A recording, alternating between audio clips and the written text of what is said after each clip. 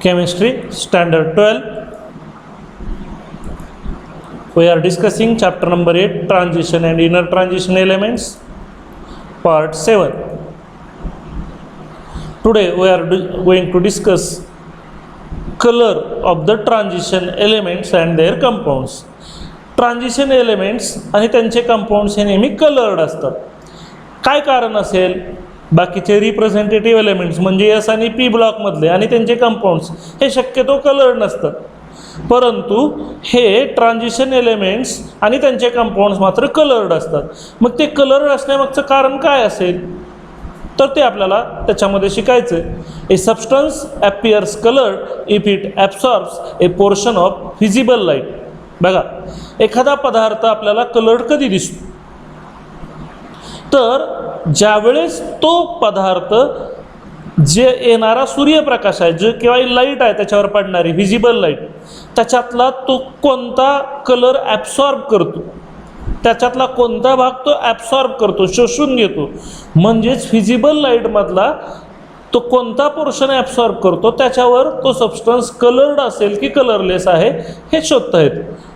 The colour depends upon the wavelength of absorption in visible region of electromagnetic radiation. आपल्याला माहीत आहे visible light म्हणजे येणारा सूर्यप्रकाश किंवा पडणारी कुठलीही लाईट हे एक इलेक्ट्रोमॅग्नेटिक रेडिएशन आहे. म्हणजे त्याच्यात इलेक्ट्रिक प्रॉपर्टीज असतात आणि त्याच्यात मॅग्नेटिक प्रॉपर्टीज असतात. म्हणजेच ते वेगवेगळ्या वेवलेंथची बनलेली असते व्हिजिबल लाईट. मग त्या वेगवेगळ्या वेवलेंथपैकी कोणत्या वेवलेंथच्या वेव्ज तो सबस्टन्स ॲब्सॉर्ब करतोय त्याच्यावर त्या पदार्थाचा कलर डिपेंड असतो. The ionic and covalent compounds formed by the transition elements are coloured. Transition एलिमेंट्सनी तयार केलेले आयोनिक कंपाऊंड पण आणि कोव्हॅलंट कंपाऊंड पण दोन्ही कंपाऊंड हे कलर्ड असतात. का कलर्ड असतात? त्याचं कारण मेनली 90% कॉमनली त्यांच्यामध्ये असणारा unpaired electron. Transition elements content unpaired electrons in their D orbitals. बघा, आपण मागची प्रॉपर्टी शिकलो होतो मॅग्नेटिक प्रॉपर्टी. त्याच्यात spin only magnetic movement. Magnetic movement दोन प्रकारचे असतात, स्पिन ओनली आणि ऑर्बिटल मॅग्नेटिक मुवमेंट. त्याच्यातली स्पिन ओनली मॅग्नेटिक मुवमेंट ही फक्त आणि फक्त अनपेअर्ड इलेक्ट्रॉनमुळे असते. तसंच कलर ही सुद्धा प्रॉपर्टी फक्त आणि फक्त अनपेअर्ड इलेक्ट्रॉनवरच डिपेंड असते. ज्याच्याकडे अनपेअर्ड इलेक्ट्रॉन असणार नाहीत असे ट्रान्झिशन एलिमेंट्स कलर्ड असणार नाहीत. म्हणजेच ट्रान्झिशन एलिमेंटचा कलर सुद्धा कशावर डिपेंड असणार आहे? Unpaired electrons in their D orbitals. When the atoms are free or isolated, the 5d orbitals are degenerate or have the same energy. ज्यावेळेस एखादा ॲटम स्वतंत्र असतो किंवा वेगळा असतो त्यावेळेस त्याच्या पाचीच्या पाची डी ऑर्बिटल, आपल्याला 5 ऑर्बिटल डीची नावं माहीत आहेत, DXY, DYZ, DZX, चौथं DX² - Y² and last is DZ². ही डीची 5 ऑर्बिटल जे आपण 11वेला शिकलो ती सगळीच्या सगळी डिजनरेट असतात. डिजनरेटेड म्हणजेच त्यांची सगळ्यांची एनर्जी सेम असते, म्हणजे त्यांची एनर्जी लेवल सगळ्यांची सेम असते. In complexes the metal ion is surrounded by solvent molecules or ligands. The surrounding molecules affect the energy of D orbitals and their energies are no longer the same. पण ज्यावेळेस हे transition metals complex तयार करतात किंवा एखादा compound तयार करतात, आपल्याला ह्या कॉम्प्लेक्सेसवर सेपरेट चॅप्टर आहे कोऑर्डिनेशन कंपाऊंड, त्यावेळेस तुम्हाला आणखीन लक्षात येईल. तर ज्यावेळेस हे ट्रान्झिशन एलिमेंट्स कॉम्प्लेक्सेस तयार करतात म्हणजेच त्यांचे कंपाऊंड्स तयार करतात, त्या कॉम्प्लेक्सेसमध्ये तिथं सेंट्रलला असतो मेटल आहे. म्हणजेच उदाहरणार्थ ट्रान्झिशन एलिमेंट्समधला Fe धरूया तर तिथं Fe3+ किंवा Fe2+ हा मेटल आयन असतो आणि त्याच्याभोवती तो सराउंड झालेला असतो, त्याच्याभोवती वेढा दिलेला असतो सॉल्वंट मॉलिक्युल्स ऑर लिगॅंड्स. त्याच्याभोवती पाण्यासारखा सॉल्वंट त्याचे मॉलिक्युल्स असतात किंवा लिगॅंड्स. लिगॅंड्स म्हणजे इलेक्ट्रॉन डोनेट करणारे मॉलिक्युल्स, उदाहरणार्थ अमोनिया. त्याच्यातला नायट्रोजनकडे एक शिल्लक लोन पेअर असते, तो त्यामुळे इलेक्ट्रॉन देऊ शकतो. असा इलेक्ट्रॉन देऊ शकणारा मॉलिक्युल म्हणजे लिगॅंड. तर कॉम्प्लेक्सेसमध्ये नेहमी काय असतो? मेटल आयन असतो आणि त्या मेटल आयनच्या भोवती सॉल्वंट मॉलिक्युल्स तर असतात किंवा लिगॅंड्स असतात. ह्या सॉल्व्हंट मॉलिक्युलमुळं लिगँडमुळं एकटा असताना त्याची सगळी ऑर्बिटल सेम एनर्जीचे असतात, पण ज्या वेळेस त्या मेटलच्या भोवती असं सॉल्व्हंट किंवा लिगँड असेल त्यावेळेस मात्र त्याची एनर्जी सेम राहत नाही, 5च्या 5 ऑर्बिटलची ती एनर्जी डिस्टर्ब होते. हे सराउंडिंग मॉलिक्युल जे आहेत सॉल्व्हंटचे किंवा लिगँडचे, they affect the energy of D orbitals, ते त्या डी ऑर्बिटलच्या एनर्जीवर परिणाम करतात. And their energies are no longer the same, आणि त्यामुळे ह्या 5 ऑर्बिटलची एनर्जी सेम राहत नाही, म्हणजेच ती बदलते. म्हणजेच डी मधल्या 5 ऑर्बिटलची एनर्जी सेम न राहता काही ऑर्बिटलची एनर्जी वाढते आणि काही ऑर्बिटलची एनर्जी कमी होते. As the principal quantum number of d orbital is the same, the amount of energy required for transition of electron from one d orbital to another is quite small. आता लिगँडमुळे त्यांच्या दोघांची energy different झाली, काही D ऑर्बिटलची energy कमी झाली तर काही D ऑर्बिटलची energy जास्त झाली, पण तो काही एवढा गॅप नसतो की फार मोठा गॅप. म्हणजेच त्या दोन डीचे जे 5 ऑर्बिटल आहेत त्याचे जे ऑर्बिटलचे एनर्जी कमी जास्त झाले त्यामुळं एका डी ऑर्बिटलमधला इलेक्ट्रॉन दुसऱ्या डी ऑर्बिटलमध्ये जर जायचा असेल तर त्याला फक्त थोडी एनर्जी लागते. मग अशी लागणारी एनर्जी ते काय करतात, सूर्यप्रकाशातून घेतात. बघा, the small energy required for this transition is available by the absorption of radiation having certain wavelength from the visible region. मग ज्यावेळेस एखाद्या कॉम्प्लेक्समध्ये लिगँडमुळं डीच्या ऑर्बिटलची एनर्जी कमी जास्त झाली असेल, मग कमी एनर्जीवाल्या ऑर्बिटलमधनं इलेक्ट्रॉन जास्त झालेल्या डी ऑर्बिटलमध्ये जायला बघतात. मग इथनं खालनं वर जायचं आहे, मग खालनं वर जायचं आहे म्हणजे एनर्जी लागणार, ती एनर्जी ते सूर्यप्रकाशातून घेतात. आणि सूर्यप्रकाशातून कशी घेतात तर त्या सूर्यप्रकाशातल्या ते रेडिएशन ॲब्सॉर्ब करतात ठराविक वेवलेंथचं, म्हणजेच ते खालनं वर जातील. डीचेच खालचे ऑर्बिटल्स आणि डीचेच वरचे ऑर्बिटल्स, कारण त्यांची एनर्जी त्या लिगँडमुळं आणि सॉल्व्हंटमुळं फरक झालेला असतो. मग खालच्या डी ऑर्बिटलमधले इलेक्ट्रॉन म्हणजे कमी एनर्जी असलेल्या डी ऑर्बिटलमधले इलेक्ट्रॉन जास्त एनर्जी असलेल्या डी ऑर्बिटलमध्ये जाण्याचा प्रयत्न करतात, आणि ते प्रयत्न करण्यासाठी लागणारी एनर्जी ते सूर्यप्रकाशातून मिळवतात, सूर्यप्रकाशातील योग्य अशा वेवलेंथचं रेडिएशन ॲब्सॉर्ब करून, आणि ते ॲब्सॉर्ब केल्यामुळंच ते कलर्ड दिसतात. म्हणजेच डी ऑर्बिटलचं जर असं झालं नसतं, काही कमी एनर्जीवाले डी ऑर्बिटल आणि जास्त एनर्जीवाले डी ऑर्बिटल असं जर स्प्लिटिंग झालं नसतं तर ते कंपाऊंड कलर्ड दिसले नसते. म्हणजेच डी ऑर्बिटलचे कंपाऊंड्स कलर्ड दिसण्याचं कारण असं डी ऑर्बिटलचं होणारं स्प्लिटिंग, म्हणजेच डी ऑर्बिटलचे 2 गट पडतात, 5 डी ऑर्बिटलचे 2 गट पडतात. ते आपल्याला कॉम्प्लेक्सेसमध्ये कोऑर्डिनेशन कंपाऊंडमध्ये डिटेल शिकायचं आहे, त्यावेळेस आणखी लक्षात येईल. पण खालच्या डी ऑर्बिटलमधनं वरच्या डी ऑर्बिटलमध्ये जाण्यासाठी ते एनर्जी घेतात. कुठनं घेतात तर सूर्यप्रकाशातून घेतात, म्हणजे त्यांच्यावर पडणाऱ्या प्रकाशापासून घेतात. Remaining light is transmitted and the observed colour of the compound corresponds to the complementary colour of light absorb. मग आता खालच्या डी ऑर्बिटलमधले इलेक्ट्रॉन वरच्या डी ऑर्बिटलमध्ये जाण्याचा प्रयत्न करतात, त्यासाठी ते लाईटमधली एनर्जी ॲब्सॉर्ब करतात, वेवलेंथ रेडिएशन ॲब्सॉर्ब करतात. पण जेवढं एनर्जी लागणार आहे तेवढीच ॲब्सॉर्ब करतात आणि राहिलेली एनर्जी ते बाहेर फेकतात, म्हणजेच ट्रान्समिट करतात. आणि ह्या एनर्जीवरच त्या पदार्थाचा कलर डिपेंड असतो. म्हणजेच त्यानं कोणत्या रेडिएशनची लाईट ॲब्सॉर्ब केली त्याला महत्त्व नसतं, त्याला आवश्यक असणारी एनर्जी घेऊन राहिलेली एनर्जी तो बाहेर फेकतो त्या सूर्यप्रकाशात, आणि त्या बाहेर फेकलेल्या रेडिएशनचा जो काही कलर असेल तो कलर त्या कंपाऊंडचा कलर असतो. आणि म्हणून ज्या कलरची लाईट ॲब्सॉर्ब केलेली असते त्याचा कॉम्प्लिमेंटरी कलर हा त्या पदार्थाला दिसतो. म्हणजे आता उदाहरण सांगू, आपल्याला माहीत आहे सूर्यप्रकाशामध्ये 7 कलर असतात. सूर्यप्रकाशामध्ये 7 कलर असतात. समजा एखाद्या पदार्थानं लाल रंगाची लाईट ॲब्सॉर्ब केली तर तो पदार्थ लाल दिसणार नाही.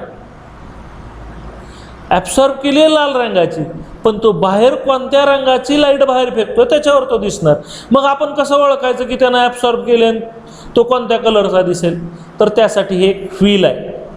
बघा, जर समजा एखाद्यानं ॲब्सॉर्ब केली रेड कलरची तर तो बाहेर फेकताना लाईट बाहेर फेकतो ग्रीन कलरची. म्हणजेच जर एखाद्या पदार्थानं रेड कलरची लाईट ॲब्सॉर्ब केली सूर्यप्रकाशातील तर तो ग्रीन कलरची लाईट बाहेर फेकण्याचा प्रयत्न करतो आणि म्हणून तो पदार्थ आपल्याला ग्रीन दिसतो.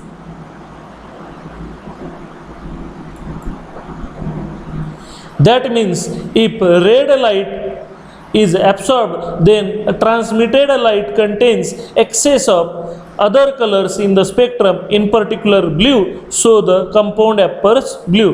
म्हणजे जर त्यानं रेड कलरची लाईट ॲब्सॉर्ब केली तर त्याच्यात राहिलेले कलर हे पर्टिक्युलरली ब्ल्यू कलरचा असतो, म्हणून तो पदार्थ ब्ल्यू कलरचा दिसतो. मग ह्या व्हीलवरनं आपल्याला ते सांगता येतं की ब्ल्यूच्या रेडच्या विरोधात कोणता आहे, ग्रीन आणि ब्ल्यू, ते डिपेंड असतं याच्यावर. कॉम्प्लिमेंटरी कलर असतात, म्हणजेच रेडच्या विरोधात समजा इथलं ॲब्सॉर्ब केलं तर तो ब्ल्यू दिसेल आणि ह्या 800 नॅनोमीटरच्या आसपास हे केलं तर ग्रीन दिसेल. म्हणजे ह्या रेंजमध्ये जे आहे त्याच्यावरनं ते ठरतं. म्हणून ह्या व्हीलच्या साहाय्यानं ओळखलं जातं की तो कोणत्या लाईट ॲब्सॉर्ब करतोय, त्याच्यावरनं तो कोणता बाहेर फेकेल. The ions having no unpaired electrons are colorless. मग ज्या डी ऑर्बिटलमध्ये अनपेड इलेक्ट्रॉनच असणार नाही तो खालच्या डी ऑर्बिटलमधनं वरच्या डी ऑर्बिटलमध्ये जाण्याचा प्रयत्नच करणार नाही. म्हणजेच खालच्या डी ऑर्बिटलमधले इलेक्ट्रॉन वरच्या डी ऑर्बिटलमध्ये जातात. हे फक्त कोण घडवतात तर फक्त अनपेड इलेक्ट्रॉन खालून वर जातात, पेअर्ड इलेक्ट्रॉन कधीच खालून वर जात नाहीत. म्हणजेच जर इलेक्ट्रॉन खालच्या ऑर्बिटलमधले पेअर्ड असतील तर ते कधीच वर जाणार नाहीत.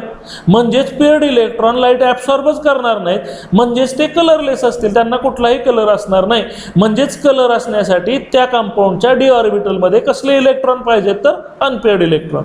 For example Cu+. आता Cuचा नंबर आपल्याला माहीत असतो. Cuचा नंबर आहे 29. त्याचं कॉन्फिगरेशन आहे आर्गॉन 18, आर्गॉनच्या 18, 3d10, 4s1. आता Cu+ म्हणजे त्याचं एक इलेक्ट्रॉन गेला आहे, म्हणजे 4s1 म्हणजे 4s मधला एक गेला, म्हणजे त्याच्याकडे राहिले 3d10. मग डी मध्ये 10 आहे, म्हणजे डी मध्ये 5 ऑर्बिटल असतात, 5 मध्ये प्रत्येकी 2-2, म्हणजेच 10च्या 10 इलेक्ट्रॉन हे पेअर्ड आहेत. मग सगळेच्या सगळे इलेक्ट्रॉन पेअर्ड आहेत म्हटल्यानंतर ते एनर्जी ॲब्सॉर्बच करणार नाहीत, कारण त्यांना हलताच येणार नाही. हालचाल कोण करतंय, खालच्या डी मधनं वरच्या डी मध्ये कोण जात आहे, अनपेअर्ड इलेक्ट्रॉन. मग इथले तर सगळे अनपेअर्ड इलेक्ट्रॉन आहेत, पेअर्ड इलेक्ट्रॉन आहेत. म्हणून Cu+ मध्ये सगळेच्या सगळे पेअर्ड इलेक्ट्रॉन असल्यामुळं Cu+ म्हणजे Q+ आणि Cu2+ म्हणजे Q'. तर Cu+ म्हणजे Q+ वाले कंपाऊंड हे कलरलेस असतात. आता त्याच जागी जर Cu2+ असेल Q', आता 2 गेले म्हणजे 4s मधला एक गेलेला असणार आणि 3d10 मधला एक गेलेला असणार. म्हणजे Cu2+ जर असेल तर त्याचं कॉन्फिगरेशन असेल 3d9. मग 3d9 असणार, म्हणून 3d9 मध्ये एक अनपेअर्ड असणार, म्हणजे Cu2+ चे आयन्सचे कंपाऊंड हे कलर्ड असणार आणि Cu+ चे मात्र कलरलेस. बघा Q+ चे कलरलेस कारण त्याचं कॉन्फिगरेशन राहतं 3d10 आणि Cu2+ चं राहतं 3d9 आणि त्यामुळे त्याचे Cu2+ चे म्हणजे Q' आयनचे कंपाऊंड हे कलर्ड असतात. म्हणजेच अनपेअर्ड इलेक्ट्रॉन असतील तर कलर्ड आणि अनपेअर्ड इलेक्ट्रॉन नसतील तर कलरलेस. बघा Ti शक्ती म्हणजे स्कँडियम 21, टिटॅनियम 22, म्हणजे ह्याच्याकडे 22 इलेक्ट्रॉन आहेत. आर्गॉनचे 18 गेले, राहिले 4. 4s मध्ये 2 असणार, 18 आणि 2 20, राहिलेले 3d मध्ये असणार, म्हणजे 3d2 4s2. मग Ti 4+ म्हटल्यानंतर त्याचे 4च्या 4 इलेक्ट्रॉन गेले, म्हणजेच राहिले 22 मधनं 18 गेले आर्गॉनचे, म्हणजे त्याच्या डी मध्ये एक पण राहिला नाही, म्हणजे 0. मग डी मध्ये इलेक्ट्रॉनच नाही, म्हणजे एनर्जी ॲब्सॉर्ब करण्याचा प्रश्नच राहणार नाही. म्हणजे एनर्जी ॲब्सॉर्ब करण्याचा प्रश्नच नसल्यामुळं ते कंपाऊंड हे कलरलेस असणार. Hence colour of the transition metal ions depends upon ligand and geometry of the complex formed by metal ion. कधी कधी अनपेअर्ड इलेक्ट्रॉन नसून सुद्धा काही कंपाऊंड हे कलर्ड असतात. म्हणजेच कलर अनेक गोष्टीवर डिपेंड आहे. काही ट्रान्झिशन मेटलची त्याच्या शेजारी असणारा लिगॅंड, म्हणजे त्याला इलेक्ट्रॉन देणारा जो मॉलिक्यूल आहे त्याला आपण लिगॅंड म्हणतो, तो कोण आहे त्याच्यावर सुद्धा कलर डिपेंड असतो. त्याचबरोबर ट्रान्झिशन मेटल लिगॅंड बरोबर मिळून कॉम्प्लेक्स करतो, त्या कॉम्प्लेक्सची जॉमेट्री कोणती आहे ह्याच्यावर सुद्धा कलर डिपेंड असतो. पण मेनली फॅक्टर आहे अनपेअर्ड इलेक्ट्रॉन. पण त्याचबरोबर दुसरे पण फॅक्टर आहेत कलर डिपेंड असण्यासाठी, ते म्हणजे नेचर ऑफ लिगॅंड आणि तिसरं जॉमेट्री ऑफ कॉम्प्लेक्स, म्हणजे हे सुद्धा आहे. आणि आणखीन एक चौथा फॅक्टर आहे जो आपल्याला शिकायचा. When cobalt chloride CO2+ is dissolved in water, it forms a pink solution of the complex. बघा हा कॉम्प्लेक्स आहे, ह्याच्यातला मेटल आहे CO म्हणजे कोबाल्ट, ज्याच्यावर चार्ज आहे 2+, आणि त्याच्या शेजारी मॉलिक्यूल आहेत पाण्याचे H2O, म्हणजे कोबाल्टला वेढा दिलाय 6 H2Oच्या मॉलिक्यूल, मग ह्याला लिगँड म्हणतात, सॉल्व्हंट किंवा लिगँड. म्हणजेच ह्या कोबाल्टच्या भोवती 6 पाण्याचे मॉलिक्यूल वेढा दिलेला आहे. आणि असं ज्यावेळेस मेटलच्या भोवती लिगँडनं किंवा सॉल्व्हंटनं वेढा दिला असेल तर त्याला कॉम्प्लेक्स म्हणतात. मग ह्या कोबाल्टवर चार्ज होता 2+, तो तसाच राहिला. कॉम्प्लेक्सेस हे नेहमी स्फेअरमध्ये लिहितात. मग ह्या कॉम्प्लेक्सवरचाच आधारित एक सेपरेट चॅप्टर आहे आपल्याला कोऑर्डिनेशन कंपाऊंड, तिथं हा फॅक्टर परत येईल आपल्याला शिकायला. तर हा आहे कोबाल्ट आणि पाण्याचा complex, which has a octahedral geometry. ह्या कॉम्प्लेक्सची जॉमेट्री कोणत्या टाईपची आहे? ऑक्टाहेड्रल. ऑक्टाहेड्रल म्हणजे माहीत आहे आपल्याला, मध्ये चौकोन स्क्वेअर, वर एक 5वा आणि खाली एक 6वा, अशी जॉमेट्री म्हणजे octahedral. But when this solution is treated with concentrated hydrochloric acid, it turns deep blue. बघा, ज्यावेळेस त्याच्या शेजारी पाण्याचे 6 मॉलिक्यूल होते ते पिंक कलरचं होतं, आणि ज्यावेळेस आपण त्याला हायड्रोक्लोरिक ॲसिड बरोबर, कॉन्सन्ट्रेटेड हायड्रोक्लोरिक ॲसिड बरोबर ट्रीट केलं, ते बनलं डीप ब्ल्यू म्हणजे गडद निळं बनलं. This change is due to the formation of another complex COCl4 आता हे का घडलं? तर इथं होतं पाणी, पण ज्यावेळेस आपण HCl टाकलं त्याच्यामध्ये, तर HCl मधले Cl स्ट्रॉंग असतात, ते ह्या पाण्याला बाजूला काढतात H2O आणि स्वतः तिथं जाऊन बसतात, आणि कोणता कॉम्प्लेक्स तयार होतो? COCl4 म्हणजेच कोबाल्टचा आणि क्लोरीनचा हा कॉम्प्लेक्स तयार होतो. म्हणजेच हे क्लोरीन ह्या H2Oच्या बाजूला काढतात आणि स्वतः तिथं जाऊन बसतात, म्हणजे वेगळा कॉम्प्लेक्स तयार झाला. मग इथं पाणी होतं म्हणून त्याचा कलर होता पिंक, आणि इथं क्लोरीन आले म्हणून त्याचा कलर बनला डीप ब्ल्यू. म्हणजेच याचा अर्थ दोन्ही मधला मेटल सेम आहे, ट्रान्झिशन मेटल कोबाल्टला कोबाल्ट आहे, पण इथं लिगँड आहे H2O आणि इथं लिगँड आहे क्लोरीन. म्हणजेच कोबाल्टला इलेक्ट्रॉन दिलेला इथं आहे क्लोरीन, आणि कोबाल्टला इलेक्ट्रॉन दिलेला लिगँड आहे H2. म्हणजे लिगँड बदलला की त्याचा कलर बदलला. म्हणजे हे उदाहरण आपल्याला सांगतं की लिगँडवर सुद्धा कलर डिपेंड आहे. ज्यावेळेस कोबाल्टच्या शेजारी पाणी लिगँड असेल त्यावेळेस त्याचा कलर पिंक असेल, आणि कोबाल्टच्या भोवती जर क्लोरीन लिगँड असतील तर त्याचा कलर डीप ब्ल्यू. म्हणजेच कलर हा कशावर डिपेंड आहे? लिगँडवर डिपेंड आहे. इथं जॉमेट्री होती ऑक्टाहेड्रल ह्या मॉलिक्यूलची कॉम्प्लेक्सची, आणि COCl4ची जॉमेट्री आहे टेट्राहेड्रल. म्हणजेच आपण सांगू शकतो की जसा कलर लिगँडवर डिपेंड आहे तसाच तो जॉमेट्रीवर डिपेंड आहे. म्हणजेच ह्याचा कलर बदलण्याचं कारण त्याच्या शेजारी असणारे लिगँड आणि त्याची जॉमेट्री, ह्याच्या शेजारी ह्याचा कलर डीप ब्ल्यू असण्याचं कारण ह्याच्या शेजारी असणारे लिगँड आणि त्याची जॉमेट्री. म्हणजेच ह्या उदाहरणावरून आपण सांगू शकतो जसा कलर अनपेड इलेक्ट्रॉनवर डिपेंड आहे तसाच तो नेचर ऑफ लिगँडवर पण डिपेंड आहे, आणि तसाच तो जॉमेट्रीवर पण डिपेंड आहे, कारण COCl4ची जॉमेट्री ही टेट्राहेड्रल असते. मग कसा कॉम्प्लेक्स तयार होतो बघा, त्याच्यात HCl टाकल्यानंतर अगोदर आपण हा कॉम्प्लेक्स घेतला होता ज्याचा कलर होता पिंक, म्हणून COH2O6 2+, त्याच्यात आपण टाकलं हायड्रोक्लोरिक ॲसिड म्हणजे HCl, H+ आणि Cl-. मग त्याच्यातले Cl- आयन्स ह्या H2Oला बाजूला काढतात, बाहेर आपल्याला मिळतात 6H2 म्हणजे पाणी बाहेर पडतं, आणि त्या H2Oची जागा हे 4 क्लोरीन घेतात आणि तयार होतो COCl4 म्हणजेच आता ह्या कॉम्प्लेक्सचं नाव घ्यायचं असेल तर हेक्झा म्हणजे 6, hexa aqua cobalt, hexa aqua cobalt, आणि ह्याचं नाव आहे टेट्राक्लोरो कोबाल्ट. हे आपल्याला सगळं नॉमेनक्लेचर वगैरे सगळं कोऑर्डिनेशन कंपाऊंडमध्ये शिकायचं आहे. म्हणजेच ह्याचा कलर पिंक असण्याचं कारण त्याच्या सभोवती असणारा हा H2O लिगँड आणि त्याची ऑक्टाहेड्रल जॉमेट्री, आणि ह्याचा कलर डीप ब्ल्यू असण्याचं कारण त्याच्यातला लिगँड आहे क्लोरीन आणि त्याची जॉमेट्री आहे टेट्राहेड्रल. आणि म्हणून हा 2 मार्काचा प्रश्न ह्याच्यावर तयार होतो की व्हाय COH2O6 has pink colour and COCl4 has deep blue colour. असा 2 मार्काचा एक्सप्लेन टाईप क्वेश्चन तयार होतो किंवा give the reason type question तयार होतो. म्हणून हा पॉईंट महत्त्वाचा आहे. म्हणजेच कलर कशा कशावर डिपेंड असतो ते एका समरीमध्ये दिले. प्रेझेन्स ऑफ अनपेअर डी इलेक्ट्रॉन म्हणजेच कलर एखाद्या ट्रान्झिशन मेटलला असण्यासाठी त्याच्याकडे अनपेअर डी इलेक्ट्रॉन असलाच पाहिजे. त्यानंतर त्यानं व्हिजिबल लाईट शोषून खालच्या डी ऑर्बिटलमधनं वरच्या डी ऑर्बिटलमध्ये गेलं पाहिजे, कारण डी ऑर्बिटलचे 2 सेट होतात लिगँडमुळं. मग काहींची एनर्जी कमी होते आणि काहींची एनर्जी जास्त होते. मग खालच्या ऑर्बिटलमधले इलेक्ट्रॉन वरच्या ऑर्बिटलमध्ये जातात. खालून वर जाण्याला डी ऑर्बिटलमधनंच डी ऑर्बिटलमध्ये जाण्याला डी डी ट्रान्झिशन म्हणतात. म्हणजेच नुसतं अनपेड इलेक्ट्रॉन असून चालत नाही, त्यानं सूर्यप्रकाशातली एनर्जी शोषून खालच्या डी ऑर्बिटलमधनं वरच्या डी ऑर्बिटलमध्ये जायला पाहिजे, म्हणजेच डी मधनं डी मध्ये जायला पाहिजे, त्याला डी डी ट्रान्झिशन म्हणतात. तिसरं, कलर कशावर डिपेंड आहे? Nature of ligand attached to the metal ion. Metal आयनला कोणता लिगँड अटॅच आहे त्याच्यावर डिपेंड आहे. आत्ताच आपण एक्झाम्पल बघितलं.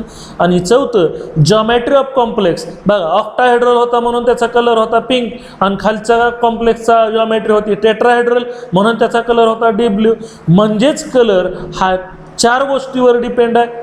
अनपेड इलेक्ट्रॉन असलाच पाहिजे, नुसता अनपेड इलेक्ट्रॉन असून चालणार नाही, त्यानं खालच्या डी ऑर्बिटलमधनं वरच्या डी ऑर्बिटलमध्ये जायला पाहिजे, आणि हे जाण्यासाठी त्याला एनर्जी लागणार आहे, ती त्यानं सूर्यप्रकाशातून घेणार आहे. म्हणजेच खालच्या डी ऑर्बिटलमधनं वरच्या डी ऑर्बिटलमध्ये इलेक्ट्रॉनच्या जाण्याला हे जाऊ शकतात फक्त अनपेड इलेक्ट्रॉन.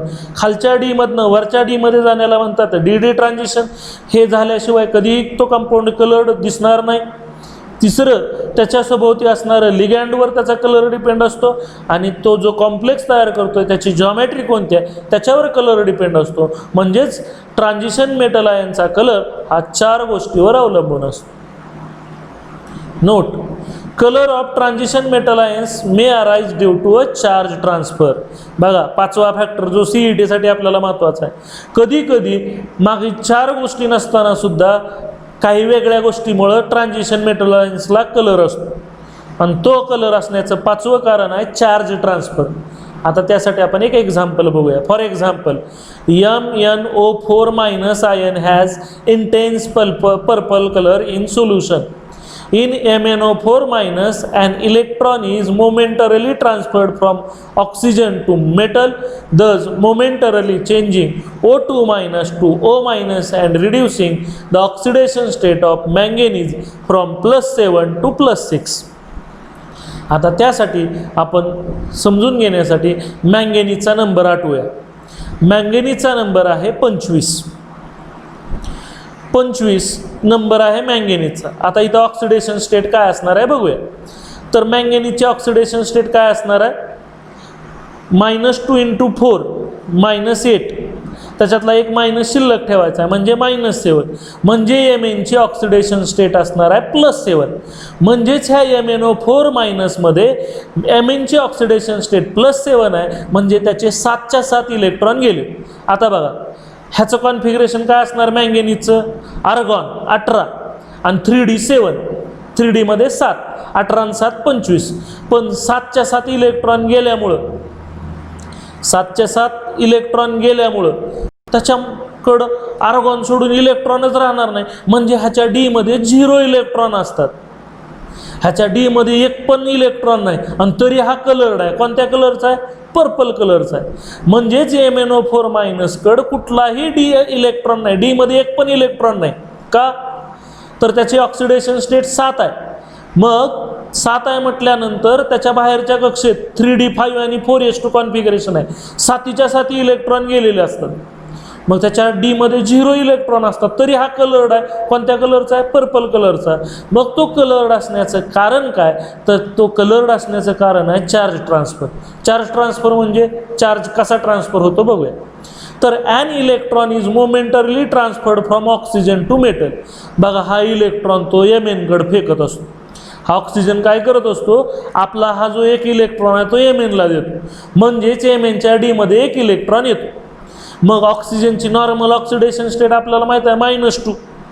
ते इलेक्ट्रॉन मँगेनीजला दिल्यामुळं काय होतं? -2चं काय बनतं? -1. म्हणजे ह्या 4 ऑक्सिजनपैकी एक ऑक्सिजन काय करतो? आपला एक इलेक्ट्रॉन Mnच्या डी ऑर्बिटलमध्ये फेकून देतो.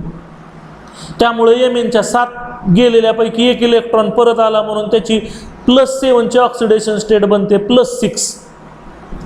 +7ची ऑक्सिडेशन स्टेट काय बनते?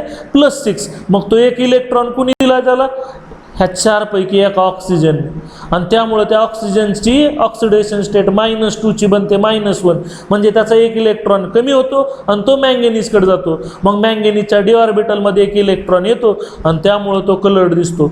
म्हणजेच Mnचा तो इलेक्ट्रॉन नसताना सुद्धा ऑक्सिजननं आपला त्याला चार्ज दिला, इलेक्ट्रॉन दिला म्हणजे चार्ज दिला, आणि ह्या चार्ज ट्रान्सफरमुळं हा कंपाऊंड कलर्ड दिसतो. म्हणजेच हे पाचवं कारण सुद्धा, ह्याच्या डी मध्ये एकही अनपेअर्ड इलेक्ट्रॉन म्हणजे D0 असताना, डी मध्ये एकही इलेक्ट्रॉन नसताना हा कलर्ड असण्याचं कारण ऑक्सिजन आपला एक इलेक्ट्रॉन त्याला ट्रान्सफर करतो, म्हणजेच निगेटिव्ह चार्ज ट्रान्सफर करतो, आणि ह्या निगेटिव्ह चार्ज ट्रान्सफरमुळं O2- ची ऑक्सिडेशन स्टेट होते O-, आणि Mn ची ऑक्सिडेशन स्टेट होते +7 ची +6, आणि म्हणून तो कंपाऊंड कलर्ड दिसतो.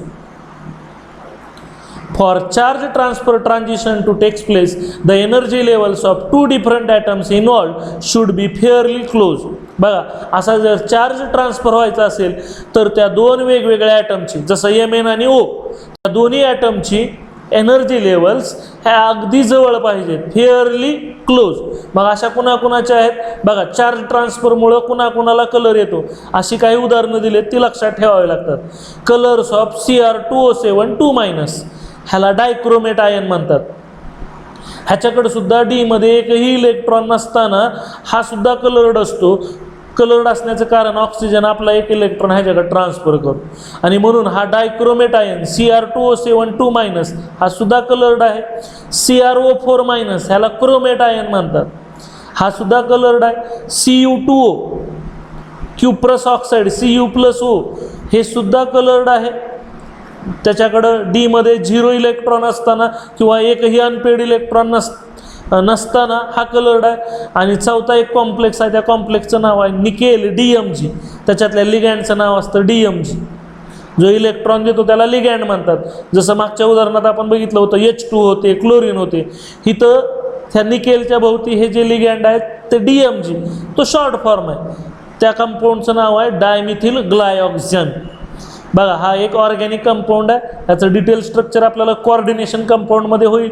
तर ह्या निकेलच्या भोवती जे लिगँड आहे त्याचं नाव आहे DMG त्याचा शॉर्ट फॉर्म आहे. ॲक्च्युअल त्या कंपाऊंडचं नाव आहे dimethyl glyoxide complex. Thus can be explained through charge transfer transition. म्हणजे जसा MnO4- कलर्ड होता चार्ज ट्रान्सफरमुळं, तसेच हे राहिलेली उदाहरणं सुद्धा कलर्ड असण्याचं कारण, डी मध्ये एकही अनपेड इलेक्ट्रॉन नसताना सुद्धा हे कलर्ड असण्याचं कारण आहे चार्ज ट्रान्सफर. थँक्यू.